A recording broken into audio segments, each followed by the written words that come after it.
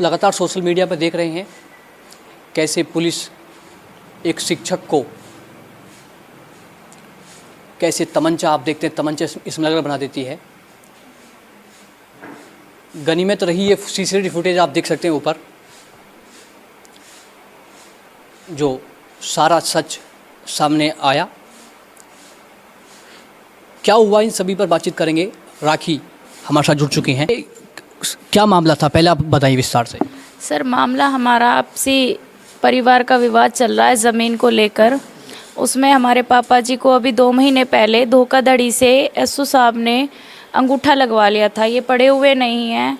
उसमें फिर हमने एसओ साहब की जांच कराई तो उसकी रंजिश निकालने के लिए एसओ साहब ने और जो हमारी विपक्षी है इन सब ने ये खेल खेला कि क्यों ना इन्हें फंसाया जाए। तो ये आपसी रंजिश चल रही थी? हाँ जी, ये हमारा ज़मीन का विवाद चल रहा था और ये 2-3 अभी 15-20 दिन पहले एसओ साहब ने कहा भी था कि ज़मीन मैं दिलवाऊंगा तुम्हें, कुएं की साइड कुआं चलाओगे तो मैं चलवाऊंगा तुम्हें। सर क्या हुआ था जी, अभी देखिए अमूमन होता क्या गांव में इस तरीके के आपसी मामले परिवार में चलते रहते हैं ज़मीनों को लेकर। तो उस दिन रात को क्या हुआ था, आप ये बताइए। सर, रात को ये हुआ था, 2 पुलिसकर्मी आए हमारे घर में, आरक्षी कांस्टेबल थे। तो यहाँ हमारे द्वार में हॉल में 3 बाइक खड़ी रहती है, एक स्कूटी, एक ट्रैक्टर, ये 2-4 पाइप पड़ी रहती हैं यहाँ पर। तो एक आरक्षी का हमारे पापा जी इस रूम से, इसमें मेरा भाई अंकित त्यागी कोचिंग देता है बच्चों को, तो उन्होंने चेयर निकाल के डाली और वो कुर्सी पे नहीं बैठे रहे, वो आपस में बात करते रहे। एक साजिश थी कि कैसे हमें, जो रोहित त्यागी है उन्होंने गेट खोला है, तो पुलिसकर्मी जो थे वो पीछे पीछे थे, रोहित त्यागी आगे चलते रहे। फिर उन्होंने वो यहाँ खड़े होकर उन्होंने आपस में बातचीत करी। बातचीत करने के बाद उन्होंने पापा को उठे, वो दोनों पापा हमारे इस चारपाई पे बैठ गए। वो पुलिसकर्मी हमारे यहाँ गाय भैंस बंधती हैं वहाँ तक पहुँचे, घेर है हमारा, घेर से आगे घर है। फिर वहाँ पहुँचे, वहाँ से एक पुलिसकर्मी वापस आया। वापस आने के बाद उसने एक हाथ में फ़ोन की टॉर्च जला रहा था, एक हाथ में सफ़ेद कपड़े में लिपटा हुआ वो तमंचा उसने बाइक में डाला। ऊपर से बाइक का जो कवर था, बैग का जो कवर था वो ढका। उसके बाद उसने बात करते करते फ़ोन में शर्ट के बटन लगाए, क्योंकि शर्ट के अंदर से ही उसने वो तमंचा निकाला था। और उसके बाद वो एकदम भगा, फिर वापस आया। फिर 2 सेकंड ही बाद अंकित त्यागी को गाली गलौज करते हुए दूसरा आरक्षी मेरे भाई ने कई बार पूछा, सर आप मुझे बताइए तो सही, मैं तो अभी कोचिंग दे के हटा हूँ, बच्चों को पढ़ा के हटा हूँ, मैं तो खुद पढ़ने बैठा हूँ, आप मुझे बताइए क्या घटना हुई, क्या बात है, आप किस विषय में आए। उसे गाली गलौज करते हुए, दोनों ने बहुत शराब पी रखी हुई थी, वो लेते आए। हमने भी पूछा, सर बताइए कि तुम्हें हम सारी यहीं पूछताछ कराएं, और बहुत अभद्रता का व्यवहार करा। उन्होंने 5 मिनट ही बाद हमारी बाइक से तमंचा निकाला और मेरे निर्दोष भाई को दोषी घोषित करने में सीओ, एसओ, एसएचओ, एसएसआई, आज जो हल्का इंचार्ज है, जो हमारे घर आज पूछताछ करने आया है, वो 26 तारीख में कोई हमारे घर पूछताछ करने नहीं आया था, केवल 2 आरक्षी आए थे। और मैं सर ये चाहती हूँ न्यूज़ मीडिया वालों से कि जब आप सब लोग हमें सहयोग कर रहे हैं, मेरे परिवार को आप लोगों का ही सहयोग है, जो मैं आज तक मैं अपने भाई को बचाने में आप सभी का सहयोग है, बाकी किसी ने मेरी कोई मदद नहीं करी। आप लोगों के द्वारा मेरी मुख्यमंत्री तक आवाज़ पहुँची है। देखिए बहन की आंखों में आंसू है। और सबसे बड़ा सवाल तो है कि पुलिस के पास तमंचा आया कहाँ से? क्या पुलिस कोई फैक्ट्री चला रही है? ये बड़ा सवाल है कि पुलिस के पास तमंचा कहाँ से आया। और बात कर लेते हैं, जी बताइए। सर, मैं ये जानना चाहती हूँ, जब पुलिस हमारे घर में बढ़ी और पुलिस को ये पता था कि इस बाइक में तमंचा है, तो पुलिस ने वहीं, जिसने रोहित त्यागी ने गेट खोला, तभी वहीं क्यों नहीं दबोचा और वहीं से तुरंत की तुरंत क्यों नहीं निकाला? पुलिस ने तो ये साजिश थी कि पहले हमें तमंचा रखना है, उसके बाद उसी बाइक से हमें तमंचा, और बाइकें भी खड़ी थी उनकी कोई जांच नहीं करी। केवल जिस बाइक का नंबर एसओ साहब ने, हमारे विपक्षियों ने दिया था, ये बाइक किसी के नाम नहीं है, ये बाइक मेरे पापा जी ने, तीनों भाई चलाते हैं। ये बाइक रोहित त्यागी जो उनके नाम की स्कूटी है, एक हमारे 2 घर में और भी बाइकें हैं। तो सब चीज़ें ऐसा नहीं है सर, बुग्गी है, अब ये एक ही इंसान कोई चलाएगा, इस पे सबका हक है, सब चलाएंगे। ट्रैक्टर खड़ा हुआ है मेरे घर में, तो ऐसा कोई ये ट्रैक्टर मैं ही चलाऊंगी? मेरे घर में सब लोग यूज़ कर सकते हैं।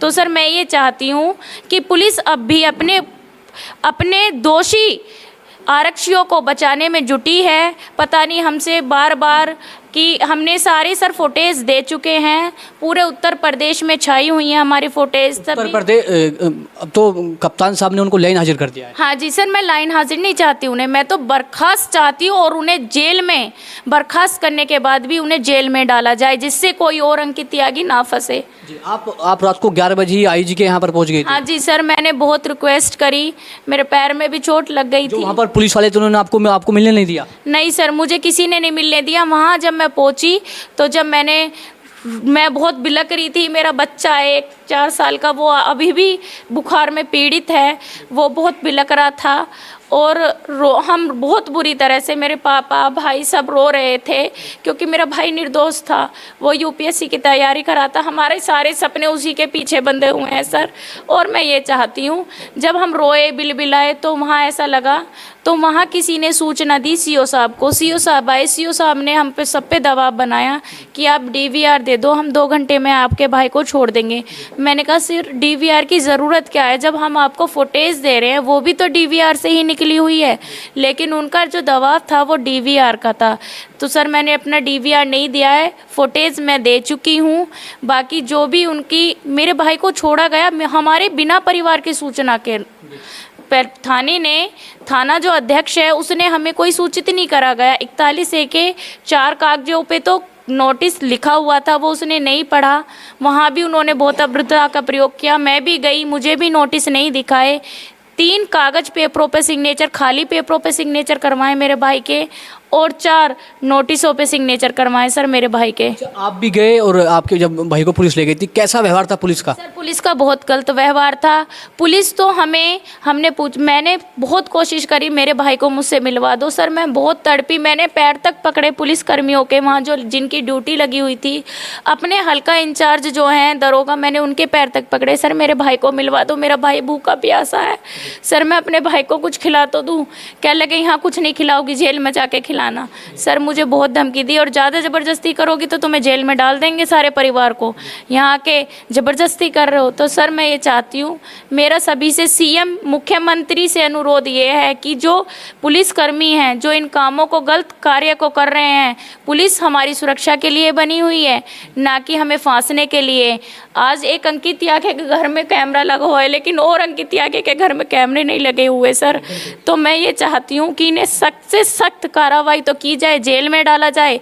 एसओ, एसएचओ, एसएसआई, इसमें सीओ सर का भी दबाव था मेरे पास। इन सबको, जो 2 आरक्षी हैं, सबको बर्खास्त किया जाए और जेल में इन्हें जेल की सज़ा दी जाए। इन्हें भी पता लगे, जैसे अंकित त्यागी 24 घंटे तड़पा है सर, ना उसे भूख ना पानी कुछ नहीं दिया उन्होंने, और पंखा चल रहा था उसको भी उन्हें धमकी दी कि मज़े लेने आया है, यहाँ पंखे में बैठा है, जबकि दूसरा एक लड़का और भी वहाँ बैठा था। सर तो मैं ये चाहती हूँ, आप सभी से ये अनुरोध है, मेरा ये निवेदन है कि सख्त से सख्त कार्रवाई की जाए इन लोगों पे, जो आगे किसी और अंकित त्यागी को ना फंसाए। कि आपके पैर में चोट भी लगी है? हाँ जी सर, सर मुझे धक्का दे दिया था तो मेरे घुटने में यहाँ ये छिला हुआ है, ये यहाँ चोट। पहले से छिला हुआ था? नहीं सर, पहले नहीं छिला हुआ था, पहले मुझे बहुत हल्की सी चोट लगी हुई थी, ठीक हो गई थी। किसने धक्का मारा आपको? सर मुझे एसओ साहब ने धक्का दिया। ना तो वहाँ जब हम कैबिन में गए तो ना तो मेरे साथ कोई महिला आरक्षी थी, ना कोई पुरुष आरक्षी था, केवल मैं और मेरे फादर थे वहाँ मेरे साथ कैबिन में। उन्होंने, मैंने कहा सर एक कांस्टेबल को, क्योंकि हमारे फ़ोन वगैरह सब जमा करा लिए थे, तो हमें भी डर लग रहा था सर, क्योंकि एसओ साहब ने ड्रिंक करी हुई थी, तो मुझे डर लगा। तो मैं कह लगी सर एक महिला कांस्टेबल कि तुम, वो चली तो उसे वहीं रोक दिया कि यहीं खड़ी रहो, तो वो कैबिन के बाहर खड़ी थी बस सर, लेकिन कैबिन के अंदर मेरे साथ कोई महिला आरक्षी नहीं गई। तो देखिए, यहाँ पर राखी से हम बातचीत करें पूरे इस प्रकरण को लेकर, वो बता रही हैं अगर राखी समय से वहाँ नहीं पहुँचती तो इनके भाई आज सलाखों के पीछे होते, तो शेरनी की ढाल बनकर ये बहन अपने भाई को बचा कर लेकर। लेकिन बड़ा सवाल यही है कि पुलिस वालों के पास भी तमंचा कहाँ से आया। और मैं आपको दिखाना चाहूँगा, अगर ये सीसीटीवी ना होता तो मामला कुछ और ही बन जाता, लेकिन सीसीटीवी की गनीमत रही।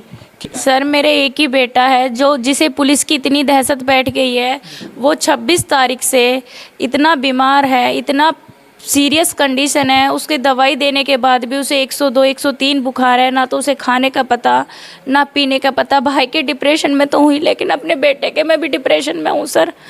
तो मैं ये चाहती हूँ अगर मेरे किसी भी परिवार के छोटे से लेके बड़े इंसान को कुछ होता है तो उसके जिम्मेदार पूरा पुलिस प्रशासन है। मैं चाहती हूँ सर जल्दी से जल्दी इस केस की जांच की जाए, जल्दी से जल्दी मुख्यमंत्री इस बात का निर्णय ले, जो दोषी हैं उन्हें बर्खास्त किया जाए, उन्हें जेल के पीछे भेजा जाए। उन्हें पता लगना चाहिए अगर कोई निर्दोष व्यक्ति है तो उसे उसके साथ कभी कोई गलत कार्य ना किया जाए।